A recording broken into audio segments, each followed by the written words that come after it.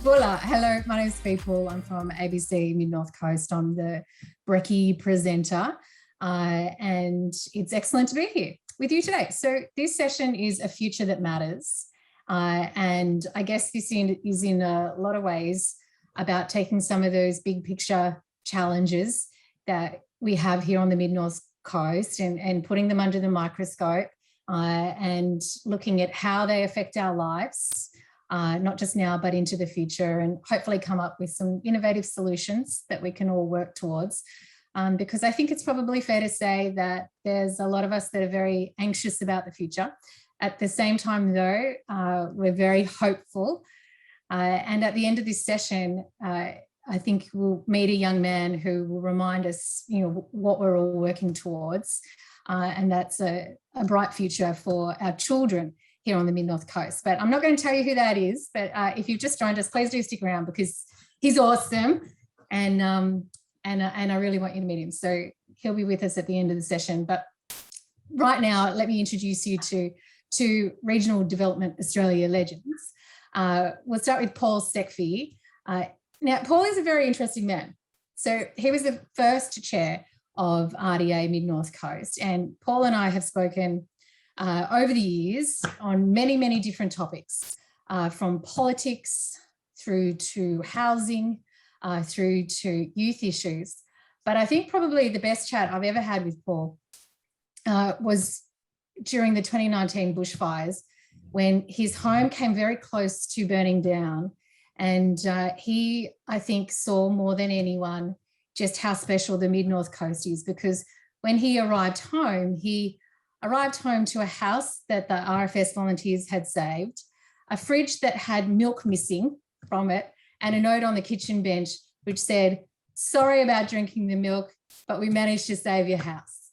And I just think it's such a wonderful, wonderful story and shows the spirit of our region. And then Kieren Dell, the current chair of RDA Mid-North Coast, who I've also chatted with many times over the years, is a member of the Port Macquarie Business Chamber and also the CEO of Majestic Cinemas. And since streaming is the enemy of cinema, I think it's particularly generous of Kieren to be here today with us on Zoom. It's not the enemy. It's not the enemy, Fiona. We coexist amicably. No, bracing it. So thank you both so much for being here. And yeah, it's a great honour to be with you in this session as we take our minds and our imaginations into the future. So with that in mind, I thought, well, let's start by hearing from you both about what sort of future matters for you and what you are dreaming up for our region. Maybe, Kieren, we can start with you. The future. Well, the future for this region, I believe, is absolutely strong, but it's not assured, and that's what we're all working towards. We need a future where we can be a little bit more self-reliant. I think earlier today we had a debate with some young people talking about, well, they want to be able to go to university, have jobs here without having to leave and go to the city. I know my kids went to the city to go to university. Well, not one went to Armidale, but they left the area.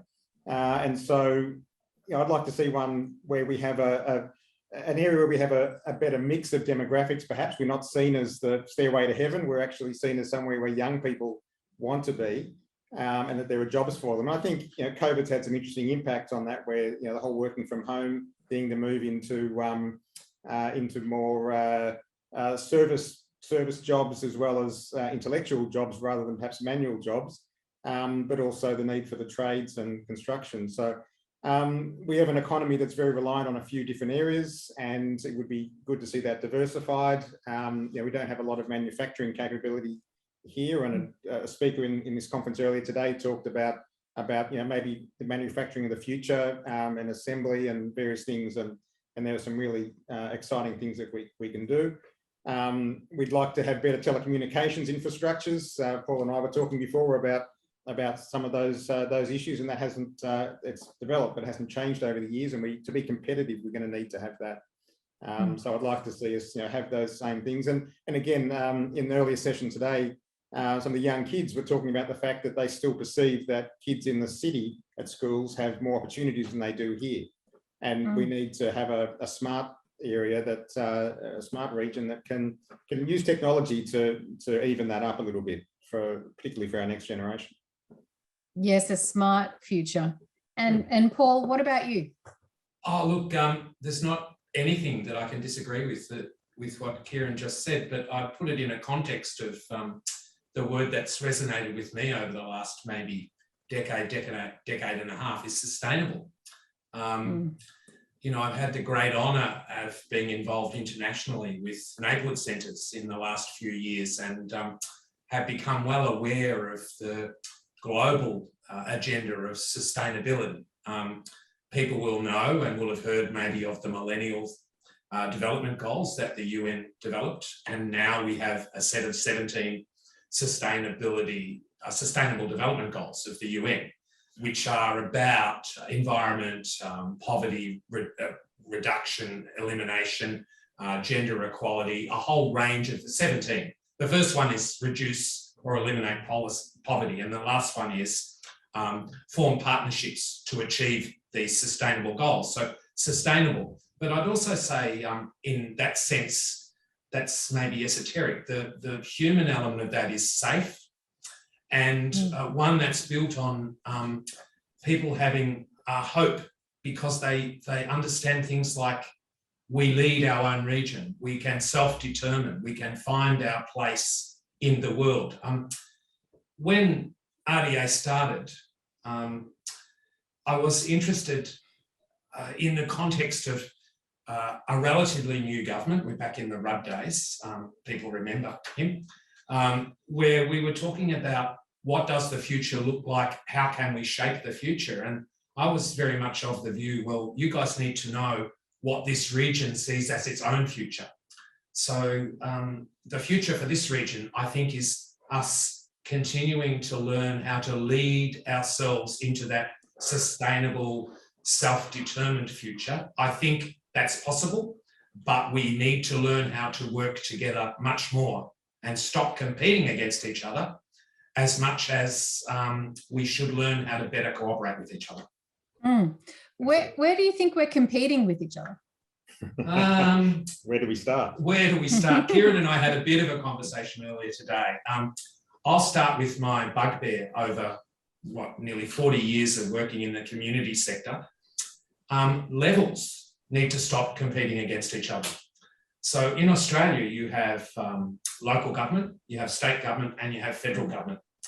And mostly in my life, I've seen those three levels of government compete against each other for maybe their own credibility, maybe for their own sense of purpose. But I sort of see that there's no jelly that makes them combine together. You get moments where they can. But, you know, the RDA promise when it started was we would have a regional plan that engaged the regional community across federal agencies, state agencies, and local government, and we would collaborate, cooperate in that space to determine the headline needs that we could meet together. That didn't mean we had all the resources, because this region's always relied on state and federal resources for infrastructure. Big word, big statement, but about that competition between those governments, sometimes who wants to be the one who makes the announcement, and the need gets lost in that process. One. Two, our local governments compete against each other, and they have so many issues in common. And then a very good friend of mine used to run a car sales yard, and he ran a Holden car sales yard. And he said to me, the best thing for my business would be to have a Ford sale yard across the road. And I said, but they would compete. And he said, yes, but in that competition, we would also find cooperation. And RDA's role hasn't changed significantly, in the sense that we are still one of the few organisations that can provide the glue between those levels of government. Yes. It's still a challenge, and it's a big one. But the big issue, just to pick up on what Paul said there, is about competition within our region. That it's very hard for us to see the North Coast region as a region cohesively working together. So COFS pulls against Port, and if COFS has certain types of events, then Port Macquarie wants them. And I've even, 20 years ago when I was running what was Maxwell Scouts and became Nambucca Valley Scouts, literally a block away from where I'm sitting right now. I tried to rename it from Maxwell Scouts to Nambucca Valley, and all the Maxwell people said, oh, no, we're not Maxwell, we're not Nambucca. It's 10 kilometres up the road. We're Nambucca Valley. So yes, there's still these perceptions that you can be 10 kilometres apart or you can be 200 kilometres apart like COFS and Port are, and they're competing with each other rather than working together. And that then becomes the microcosm that works across the councils. And even the joint organisation of councils here, we only have 3 of the 5 councils actually in that. And so if we don't have all of the councils in there, then they're not working together. And that's an objective that we have to have. Yeah. Yes, that's just got me thinking that even here in Bellingen, we have a live music venue, and on the other side is a bar. And recently the bar's been putting on live music, just competing with the next door neighbour, rather than doing something different and maybe putting on DJs or something. So that sort of competition is trying to snuff each other out rather than grow a scene. But it's good to have a restaurant district. So the Fort Holden dealer analogy. You want to have lots of restaurants, so everyone goes to that area, that street for restaurants, and you see that in Sydney, and you see that in Melbourne, in Lygon Street, etc. Doesn't work for all businesses, doesn't work for cinemas. You can't have multiple cinemas, but to have somewhere where people know that there's some competition but some collaboration is collaboration. I think someone called it earlier today. Collaboration. I'm going to write that as the first one. The future is. There are many words. To be a bit light, I recall watching a Nambucca Heads Roosters versus Maxwell Sea Eagles local derby with the famous David Peachy, the rugby league player, and he said, I love these local derbies. They go hell for leather. And I said, yeah, they're pretty keen. He said, but the best bit is after the game, we're all mates. I think it's somewhere in there that we find that combination of cooperation and competition. Yeah. Yes, although with Greg Inglis joining the Sea Eagles, there must be not for anyone else. And of course, Barraville's in Queensland, isn't it? Well, let's wind the clock back to 2011. Paul, you mentioned that when you started, it very much seemed like Regional Development Australia Mid-North Coast was about developing the vision and then working with the 3 tiers of government so that they knew exactly what the people of the Mid-North Coast wanted. So back then, what did we want and were we able to actually achieve? Well, I'll give you a bit of context first. One of the things that I think we managed to do was create an agenda where we thought we could meaningfully, authentically engage with the regional community.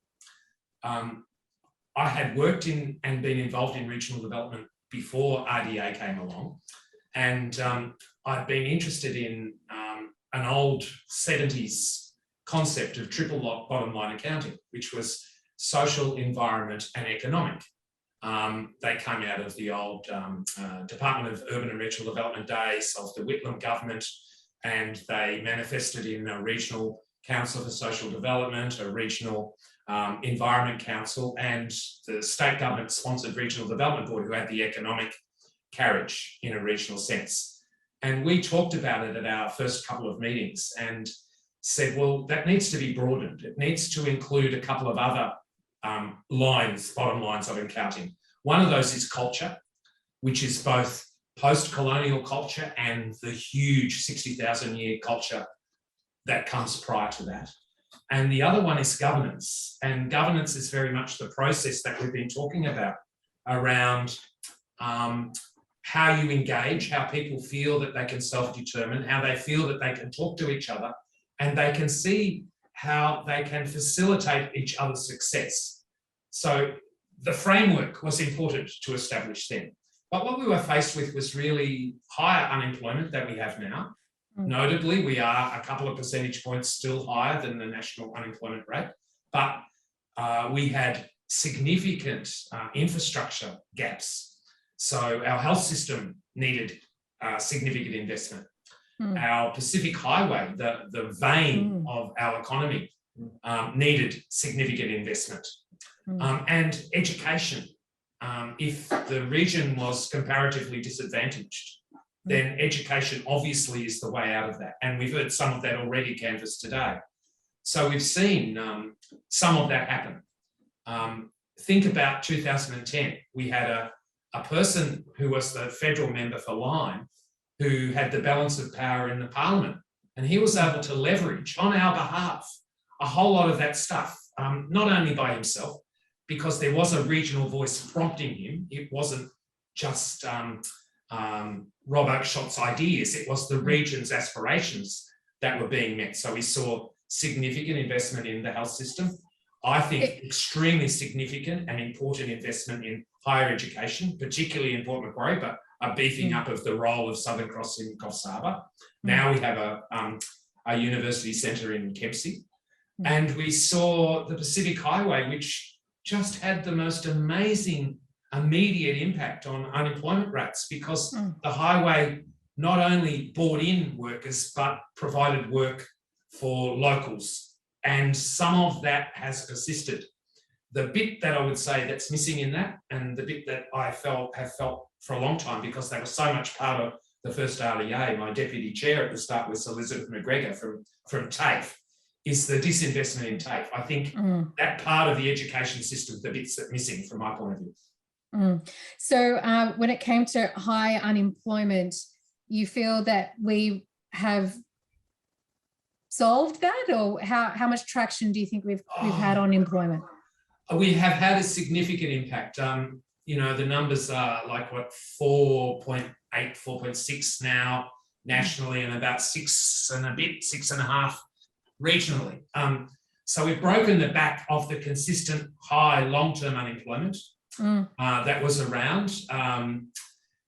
We weathered the storm, and better than most, weathered the storm of the global financial crisis quite well, because of that government stimulus, which we've seen again through COVID, differently, but the same scenario. But I suspect, and I'm concerned, I don't suspect, I know, that we have considerable endemic underemployment because of the nature of the industries. And Kieren referred to it before, you know, like manufacturing should be able to be disaggregated from major centres. So maybe there's something about how the seasonal agricultural or hospitality tourism industries provide that uncertain and lower levels of employment, you know, underemployment. Maybe that's the next thing that we need to address structurally. I know youth unemployment still a bit of an issue. There was a point there where we were the highest, second highest in the country for youth unemployment. Does that still remain, do you think, Kieren, as a major issue for our region? Okay, it is still an issue, but we're now actually facing skills shortages. I think a speaker this morning talked about the number of jobs in the Mid-North Coast that are advertised, 71,000, I think it was. There are a lot of jobs out there. The problem actually more comes back to the skills issue, and it comes back to partly what Paul said about TAFE. Yes, we have the universities here, which is fantastic. It keeps some of our younger people here, and they're quite happy to have part-time jobs that work in the holidays, and that works to a degree. But we don't have the skilled tradesmen, and we don't have that. And so those young people, are they taking up the apprenticeships and moving into the trades, for example, which is what we desperately need. So perhaps there's a bit of a mismatch, which there's something missing in the middle in terms of that training and skills side of things. It's arguable that the jobs are there. Yes, I agree there's underemployment, and that's partly because of that transitory nature, and there are solutions to that potentially. It's definitely not as big an issue as it was a decade ago, and certainly 2 decades ago, but it's still there. It's still an issue, and you still have young people saying, I can't find jobs. Now, that's probably because of the lack of having the right skills to get those jobs, because the jobs are there, you would argue. And the trick of that skill mix that Kieren's just referred to is innovation doesn't just come from someone doing a PhD. You know, you need people to do PhDs. They're highly intelligent people who do a bit of original research. We know that.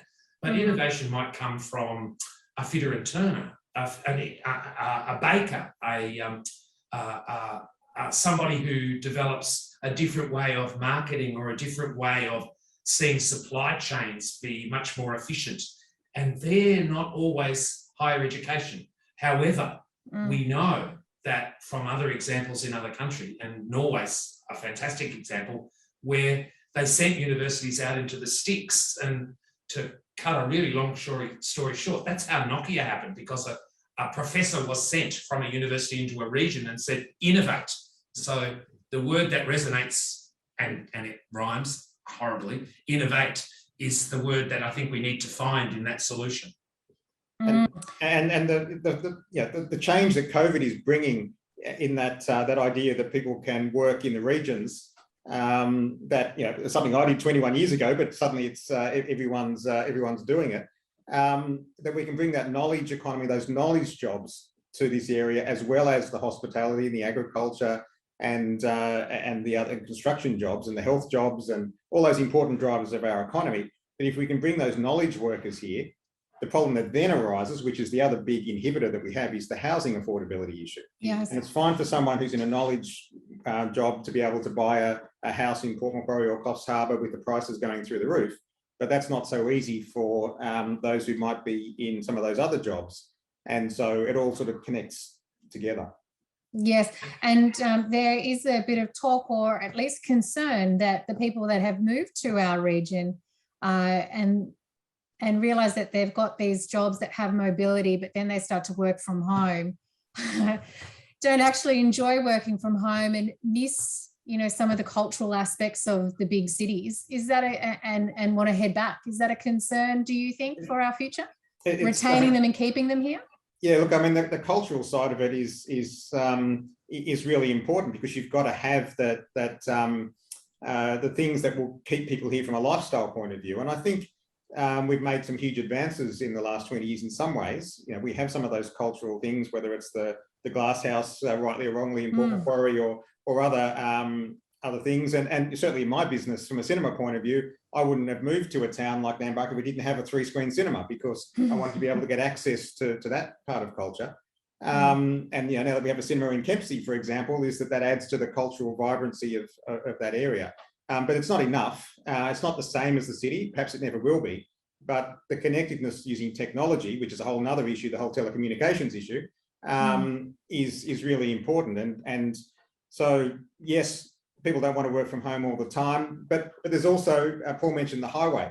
Whether it's manufacturing, having to move things, to major ports, Port of Brisbane, in Sydney, Newcastle, or wherever, or whether it's just being able to move people, so that if you want to go, when I first moved up here, it was a 7-hour drive to get from Nambucca back to Sydney. Now it'd be lucky to be a 5-hour drive. I can drive from Port Macquarie in 4 hours, and or of course the airports. We now have 2-3 airlines flying in, and so people can live up here, can still get their city fix. And I was a classic example of that. When I moved up here 20 years ago, I went to the city every 2 weeks for 3 days for work, and I got my city fix, but I loved to get back home, and that mix is manageable. I think that's what people will find. They need to get that mixture. And just the housing issue, I think, is a great challenge, and I've had the great honour and privilege to be involved with housing in Ballingen from the local group that's manifested there. And,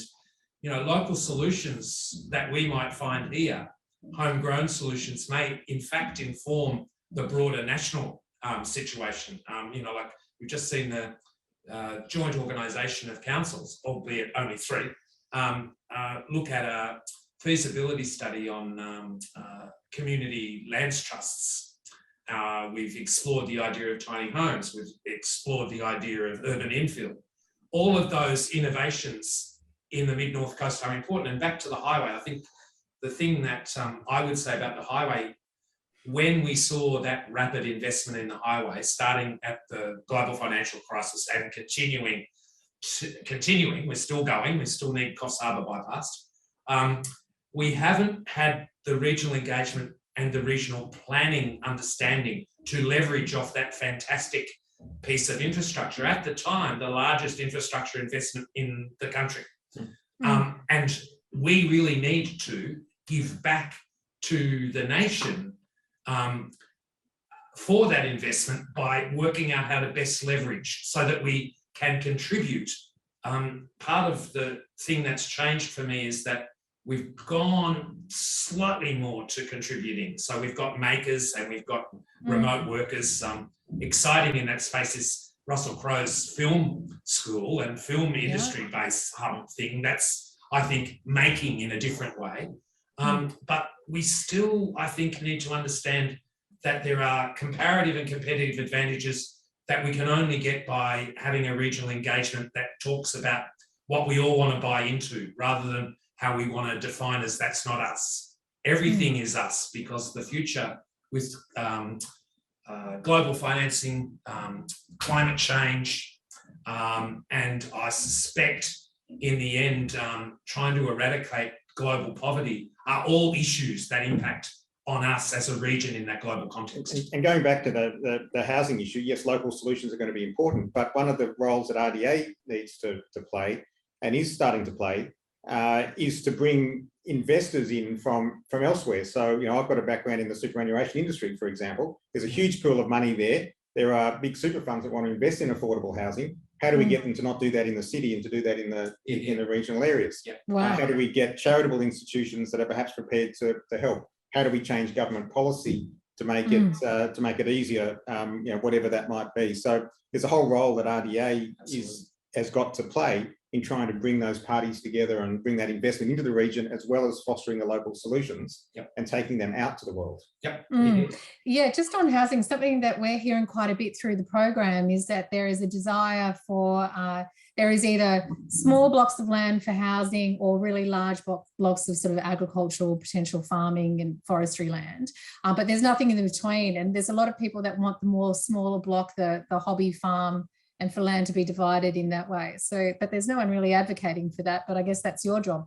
I mean, people will always want to move here to get a bit more space. I mean, I know when I moved up here, you know, having lived in the inner city all my life, onto a property with 30 odd hectares of property, and that was a complete lifestyle change, and that was part of the attraction of the area. So people will always want to move for the hobby farms and so on, but you know, we haven't had enough of a discussion about medium density, about whether you know, units, townhouses and so on need to be more, because there are some who are resistant to that because they see the image of this region as being, you know, the quarter-acre plus block, as opposed to the apartments. And for older people, the apartments being close to hospitals can be, in particular, for young families in some cases. And so we need to have a really broad debate about all the aspects, and taking those blocks of land, allowing second dwellings on them is part of it, using granny flats and spare bedrooms. You know, one of the young speakers in our debate this morning talked about the fact that old people were living in houses that families should be in. You know, there are tax policies that are driving that, social security policies driving that. And we can't change that here locally, they're national policies, but we can have a say as to what the drivers are. Here, and I'll just add to that the idea that we have an unlimited supply of land for housing, I think needs to be addressed. Kieren's right. We need to look at medium and higher density housing, urban infill. If you want to live in a beautiful cultural milieu that's Ballingen, you don't necessarily need to be in a 4-bedroom house with an older couple on a quarter-acre block. You can be in another situation. I remember when I first came here in the mid-80s, the conversations at Nambucca Shire Council is, we don't like medium density housing because we don't want to have ghettos. Well, it's not a ghetto, because you look out the window and you can see the beautiful natural environment, which is why people want to live here. It's why I want to live here. It's why I came here. Go to Coffs Harbour and Port Macquarie, and you see some of the unit developments. They're beautiful developments with water views and all sorts of things. And that frees up, Kieren's point, that frees up the, inverted commas, horrible term, the empty nesters, being able to use those not well used houses with lots of space for families that need them. I think probably the other bit is that we are getting into a situation where we won't stay in the same house for our whole lives, as much as we should make sure that they're as adaptable as possible for people to stay there as long as they want. I think the type of housing you want over period of your life changes and your needs change. So, you know, as a pensioner couple, inverted commas, pension age couple, you don't need a 4-bedroom house. You don't need it to be upstairs, downstairs. You need it to be something that you can manage, something that is safe, something that you can negotiate. And hopefully it gives you an opportunity to go out and enjoy the beaches, the rainforests, the beautiful environment that we have. And access to cafes and, of course, importantly, health services. Well, yes. Now, our special guest will be with us in about 6 minutes' time. So we've worked through unemployment as being an issue back in 2011. The Pacific Highway, obviously, that is been a huge infrastructure spend and a great asset now. Education, tertiary with the Charles Sturt University and TARI, and also Kempsey Unis opening up, and Southern Cross. We've touched on telecommunications, but what we haven't talked about yet is where you think the infrastructure gaps are now for the Mid-North Coast. After we've done this big Pacific Highway build, what's next? What's the next big infrastructure project for us?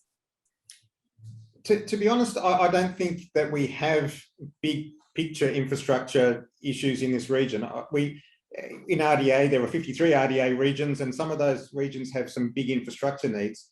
I think ours are more the social infrastructure needs rather than the big bill. I don't think the highway was the big one in terms of hard infrastructure, but it's things like what Paul mentioned, the building up of TAFE and that skills training.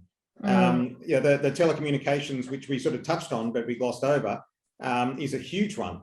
We couldn't be having this conference online 10 years ago, and so telecommunications come a long way. When I first moved up here, I ran a business that was mostly with Sydney clients on 56K modem, and you couldn't do that. We didn't have Zoom calls and stuff in those days, but it's come a long way. But we're still not at the same standard as if you're in urban areas. Or even in Vietnam. I heard that the internet in Vietnam is just absolutely sensational. Exactly, and compared to overseas. And so my back to the future moment is that 20 years ago, talking to our local member for Cowper, Luke Hartzicker, at the airport and complaining about the telecommunications, he said, well, put a submission into the inquiry, which I did. And if you Googled my name, that was the first thing that came up, was my submission to the telecommunications inquiry to 20 years ago. He's now chairing, funnily enough, a review into telecommunications again. Now, telecommunications has gone from here to here in that time, but the rest of the world has gone way beyond that, and so we're still lagging behind. Yes. And until we solve that, to me, it may not be big spend infrastructure like roads and so on, but it's that sort of infrastructure that we need to be focusing on more. What is the solve for that, though? Is that Elon Musk's Sky Muster, or is that where is the solve? What's the potential solve? Well, I can be slightly partisan and say it would have been good if we had fibre to the premises, which is what we started out doing, but certain people tried to undermine that. I think that would be a help. The speeds would be better. I think there is potential for satellite technology, which is what I am bound to, which is incredibly limited at the moment. But I more broadly, I wanted to address the infrastructure we have is not just hard infrastructure, it's the soft parts. So it's the health industry, which is the largest, the health and community services and aged care are the largest employers in our service economy. So we need the staffing of them. That's not just doctors in hospitals, that's physiotherapists, allied health, some of the complementary therapies. We need community care workers, we need workers for the NDIS. So it's the ongoing investment so that infrastructure actually works rather than these iconic symbols. And so we need those people trained here and to be able to get ongoing training. That sometimes will require technology solutions that they can do training in place here. Yes, that know the local community and in some senses celebrate that idea of our leadership in our own self-determination. And I think that's important in terms of we export still our young people. So we export the leaders of today who are young people. And we've got to work out a way that they can afford to buy houses here when they want to, that they can afford to stay here because we have meaningful jobs. And those meaningful jobs are I think, realisable, and it's up to people like Kieren and the successors in the RDA movement to have that ongoing conversation. Yes, I was going to say Sydney's housing market was doing the job for us there, because young people just couldn't afford to move to Sydney. But with the way our house prices are going, unfortunately, they're not going to be able to afford to live here either. I'm trying to convince my own son to move back, saying it's more affordable. It's the mix is changing again, and yes, it's not as easy an argument anymore. Yes. Okay. Now, one thing I'd like to touch on as well is you were talking about culture, and I think as we look into the future, and you mentioned self-determination, and you both would know how strong our Gumbaynggirr and Dangari and Biripi communities are. What is your hope for First Nations culture for the future for the Mid-North Coast? Look, we need to invest in the ability for our First Nations people to maintain the culture. So there is some infrastructure there. But, the first RDA board had Alison Page on it. Alison is responsible, or keenly responsible for the saltwater, freshwater festivals that we see. So I think it's a bit about some infrastructure to support the maintenance and valuing of that culture, but it's also the celebration of that, which in and of itself is an industry that attracts people and binds people to their sense of place, if you like. Mm. Yes, I imagined that young people growing up here who connect with the First Nations culture will find in that a connection to this place too, which may keep them here as they grow into adulthood a bit more than if they didn't have that. I imagine that that might be a positive to come out of that as well. It's certainly come a long way in the last decade or two, but it's got a long way to go yet. Yeah, and I noticed that you said Ginagay at the start, Fiona, and Ginagay back to you. That sort of currency, I think, is encouraging. Great. Well, I am just going to check in and see whether our special guest has arrived. We have our special guest here. Has our special guest arrived? I'd like to introduce you to Alex Parry. Alex is 8 years old. He has lots of hobbies. He loves gaming, especially Minecraft and Roblox. He loves going for walks, riding his bike, swimming, and playing with his dog, Buddy. Hello, Alex. Hi. We're trying to build a future for you. What is the future that you would like the Mid-North Coast to become? What does it look like? I want it to maybe have no pollution, not too much cities, but then again quite a lot, and that's pretty much all. Just like no pollution mainly. So you want it to stay beautiful? Yeah. Where do you go for your walks? Where do you like to walk? We just go like around our neighborhood, and also like across this bridge, and yeah, that's pretty much all. So you feel safe in your community? Yeah. And Alex, I noticed here that you like Minecraft. How's your internet connection? Is it good? Does it need to be any quicker? Not really. No, it's pretty good. Yeah. Yeah. Okay. And when you're older, what do you think you'd like to do? What sort of job would you like to have? I thought like a fast food restaurant or a gamer, because they get paid a lot, and fast food restaurant people, it's just fun. And where would you like to do that? Maybe for fast food, maybe like Macca's or KFC or anything like that, and for gamer, maybe like at my house or something, probably at my house. So you'd like to do it here on the Mid-North Coast? Yeah. Yeah, you've got no plans to move or go anywhere. You're going to stay right here with us and grow into an awesome adult?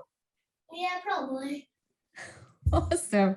All right. If there's one thing us adults can do for you to make sure that you have a beautiful future, what would that be, buddy? I don't really know.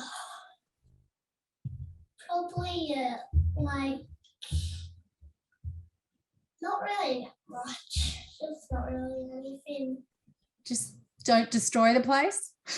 Yeah. Well, it's lovely to meet you, Alex. Thanks for being here. Yeah, you too. And do you have any final words for us adults? Probably like don't pollute, be kind, and that's all. Look after each other. Yeah. Yeah. Good one, Alex. Thank you. And that's a future that matters. Thank you so much for tuning in, and a huge thank you to the first ever chair of RDA Mid-North Coast, Paul Sekfy, and Kieren Dell, the current chair of Regional Development Australia, Mid-North Coast. Thank you. Yeah, you too. Okay, thanks everyone, and I love the kindness bit at the end there. Very important. So we'll be back for the next session with Tim Cotter at 3 o'clock. You wrote 2 o'clock here, but it's 3 o'clock. trying to trick me, but I'm assuming it's 3 o'clock. So a quick break now for everyone, and then we're back at 3 o'clock with Tim Cotter.